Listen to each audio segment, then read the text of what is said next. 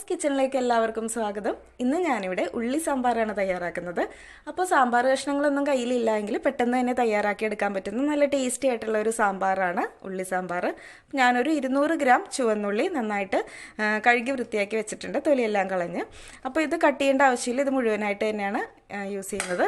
പിന്നെ ഞാൻ എടുത്തിട്ടുള്ളത് കടലപ്പരിപ്പ് മഞ്ഞൾപ്പൊടി ഇട്ട് വേവിച്ചതാണ്. ഒരു 1/2 കപ്പ് കടലപ്പരിപ്പ് ഒരു 1.5 കപ്പ് വെള്ളത്തിൽ ഒരു 3 വിസിലിന് വേവിച്ചെടുത്തിട്ടുള്ളതാണ്. ഒരു ടീസ്പൂൺ മഞ്ഞൾപ്പൊടിയും ഇട്ടിട്ടുണ്ട്, വേവിച്ച് ഉടച്ചു വെച്ചിട്ടുള്ളതാണിത്. അപ്പോൾ കടലപ്പരിപ്പ് ഇല്ലാത്തവർ തുവരപ്പരിപ്പ് തന്നെ ഉപയോഗിച്ചോളൂ. പക്ഷേ കടലപ്പരിപ്പ് ഉപയോഗിക്കുമ്പോൾ ഈ സാമ്പാറിന് പ്രത്യേക ഒരു ടേസ്റ്റാണ്. പിന്നെ വേണ്ടത് തക്കാളിയാണ്. ഒരു പഴുത്ത തക്കാളി കട്ട് ചെയ്ത് വെച്ചിട്ടുണ്ട്, 3 പച്ചമുളക്, മല്ലിയില. അപ്പോൾ ഇത്രയാണ് വേണ്ടത്. ഇനി നമുക്ക് സാമ്പാർ തയ്യാറാക്കാൻ തുടങ്ങാം. അപ്പോൾ ഞാനൊരു മൺചട്ടിയാണ് വെച്ചിട്ടുള്ളത്. ചട്ടി ചൂടാകുമ്പോൾ അതിലേക്ക് 2 ടേബിൾ സ്പൂൺ വെളിച്ചെണ്ണ ഒഴിച്ചു കൊടുക്കണം. വെളിച്ചെണ്ണ ചൂടായി തുടങ്ങുമ്പോഴേക്ക് തീ ഒരല്പം കുറച്ച് വെച്ചിട്ട് ഈ ഉള്ളി ചേർത്ത് കൊടുക്കാം. ഒരു മീഡിയം തീയിൽ വെച്ചിട്ട് ഉള്ളി ഒന്ന് വഴറ്റി കൊടുക്കണം. ഉള്ളിയുടെ നിറമൊക്കെ മാറിയിട്ടൊന്ന് ട്രാൻസ്പെറൻ്റ് ആയിട്ട് വരണം. ഇതിലേക്ക് ആവശ്യത്തിന് ഉപ്പ് ചേർത്ത് കൊടുക്കാം. ഇനി നമ്മൾ സാമ്പാർ ഉണ്ടാക്കി കഴിഞ്ഞിട്ട് ഉപ്പ് പോരെങ്കിൽ മാത്രം ചേർത്താൽ മതി. ഉപ്പ് ആദ്യം ഒരുപാടൊന്നും ചേർക്കരുത്. ഇത് ആ ഉള്ളിയെല്ലാം നന്നായിട്ട് മൂത്ത് അത് വിട്ട് തുടങ്ങിയിട്ടുണ്ട്. ഈ ഒരു സമയത്ത് നമ്മൾ കട്ട് ചെയ്ത് വെച്ചിട്ടുള്ള തക്കാളി മല്ലിയിലയും ചേർത്ത് കൊടുക്കാം. മല്ലിയില കുറച്ചുകൂടി അധികം ഉണ്ടെങ്കിൽ കുറച്ചധികം ചേർത്താൽ നല്ല ടേസ്റ്റ് ആയിരിക്കും. എൻ്റെ കയ്യിൽ ഇപ്പോൾ കുറച്ചേ ഉണ്ടായിരുന്നുള്ളൂ. പിന്നെ നമ്മൾ ഈ പച്ചമുളക് നെടുകെ കയറിയിട്ട് ഇട്ട് കൊടുക്കും.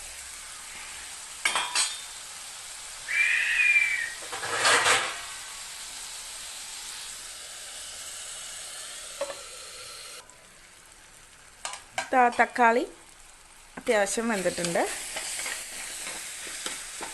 ഇനി നമുക്കിതിലേക്ക് പൊടികൾ ചേർത്ത് കൊടുക്കാം. അപ്പോൾ ഞാൻ മഞ്ഞൾപ്പൊടി ഇട്ടാണ് പരിപ്പ് വേവിച്ചിട്ടുണ്ടായിരുന്നത്. അതുകൊണ്ട് തന്നെ ഒരു 1/4 ടീസ്പൂൺ മഞ്ഞൾപ്പൊടിയാണ് ഇതിലേക്ക് ചേർക്കുന്നത്. പിന്നെ വേണ്ടത് ഒരു 1/2 ടീസ്പൂൺ മല്ലിപ്പൊടി. പിന്നെ ഞാൻ ചേർക്കുന്നത് സാമ്പാർ പൊടിയാണ്. 1.5 ടേബിൾ സ്പൂൺ സാമ്പാർ പൊടിയാണ് ചേർക്കുന്നത്.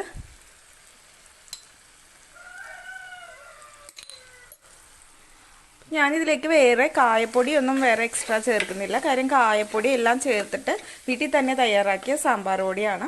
അപ്പോൾ ഞാൻ ആ സാമ്പാർ പൊടി തയ്യാറാക്കുന്നതിൻ്റെ വീഡിയോ ഇട്ടിട്ടുണ്ടായിരുന്നു. കാണാത്തവർ ഞാൻ ലിങ്ക് ഡിസ്ക്രിപ്ഷനിൽ കൊടുക്കാം. കാണാത്തവരുണ്ടെങ്കിൽ ഒന്ന് കണ്ടു നോക്കണം. നല്ല ടേസ്റ്റി ആയിട്ടുള്ള സാമ്പാറായിരിക്കും, നല്ല കുറുകിയ സാമ്പാറായിരിക്കും നമുക്ക് കിട്ടുന്നത്. നമ്മൾ വീട്ടിൽ തന്നെ തയ്യാറാക്കുന്നതുകൊണ്ട് നല്ല മണവും ഒക്കെ ഉള്ളൊരു സാമ്പാറായിരിക്കും നമുക്ക് കിട്ടുന്നത്. അപ്പോൾ പൊടികളൊന്ന് ചെറുതായിട്ടൊന്ന് മൂത്ത് വന്നാൽ മതി. ഇതിലേക്ക് വേവിച്ച് ഉടച്ച് വെച്ചിട്ടുള്ള പരിപ്പ് ചേർത്ത് കൊടുക്കാം. പരിപ്പ് ചേർത്തിട്ട് ഒന്നുകൂടി ഒന്ന് മിക്സ് ചെയ്യാം. അപ്പോൾ ഞാൻ പുളി വെള്ളത്തിൽ ഇട്ടിട്ടുണ്ടായിരുന്നു. അപ്പോൾ ഒരു നെല്ലിക്ക വലിപ്പത്തിലുള്ള പുളിയാണ്, ഒരു വലിയ നെല്ലിക്കയുടെ വലിപ്പത്തിലുള്ള പുളി വെള്ളത്തിൽ ഇട്ടിട്ടുണ്ടായിരുന്നു. അപ്പോൾ അത് കുതിർന്നതിന് ശേഷം ആ വെള്ളം നമുക്ക് ഇതിലേക്ക് ഒഴിച്ചു കൊടുക്കാം. ഇനി ഇത് ചെറുതായിട്ടൊന്ന് ചൂടായി വന്നാൽ മതി, ഒരുപാട് തിളക്കേണ്ട ആവശ്യമൊന്നുമില്ല. നമ്മൾ സാമ്പാർ പൊടി ചേർത്ത് കഴിഞ്ഞിട്ട് പിന്നെ ഒരുപാട് തിളച്ചാൽ സാമ്പാറിൻ്റെ ടേസ്റ്റ് മാറിപ്പോവും. അപ്പോൾ ഈ ഒരു സമയത്ത് ഉപ്പ് കൂടുതലാണോ എന്ന് നോക്കാം, ഉപ്പ് പാകത്തിനാണോ എന്ന് നോക്കാം. ഉപ്പെല്ലാം കറക്റ്റായിട്ടുണ്ട്. ചെറുതായിട്ടൊന്ന് തിള വന്ന് തുടങ്ങുമ്പോഴേക്ക് നമുക്ക് ഫ്ലെയിം ഓഫ് ചെയ്യണം. അപ്പോൾ അതായത് ചെറുതായിട്ടൊന്ന് ചൂടായി തുടങ്ങിയിട്ടുണ്ട്. ഞാൻ ഫ്ലെയിം ഓഫ് ചെയ്തു. നമുക്കിനി ഇതിലേക്ക് കടുക് വറുത്തിടാം. കടുക് താളിക്കാനായിട്ട് ചട്ടി ചൂടാകുമ്പോൾ വെളിച്ചെണ്ണ ഒഴിച്ചു കൊടുക്കണം. വെളിച്ചെണ്ണ ചൂടാകുമ്പോൾ 1 ടീസ്പൂൺ ഉലുവ ഇട്ട് കൊടുക്കണം.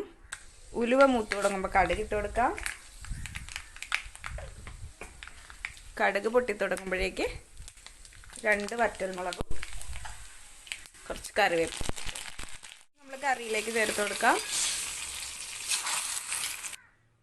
ഇപ്പം നമ്മുടെ ടേസ്റ്റി ആയിട്ടുള്ള ഉള്ളി സാമ്പാർ റെഡി ആയി കഴിഞ്ഞു. എല്ലാവരും ഇതൊന്ന് ട്രൈ ചെയ്ത് നോക്കിയിട്ട് നിങ്ങളുടെ ഫീഡ്ബാക്ക് പറയണം. എൻ്റെ ചാനൽ ഇതുവരെ സബ്സ്ക്രൈബ് ചെയ്യാത്തവരാണെങ്കിൽ ഒന്ന് സബ്സ്ക്രൈബ് ചെയ്ത് സപ്പോർട്ട് ചെയ്യുക. വീഡിയോ ഇഷ്ടമെങ്കിൽ ലൈക്ക് ചെയ്യാനും മറക്കരുത്. വീണ്ടും ഇതുപോലുള്ളൊരു നാടൻ റെസിപ്പിയായിട്ട് കാണാം. അതുവരെ എല്ലാവർക്കും നന്ദി, നമസ്കാരം. താങ്ക്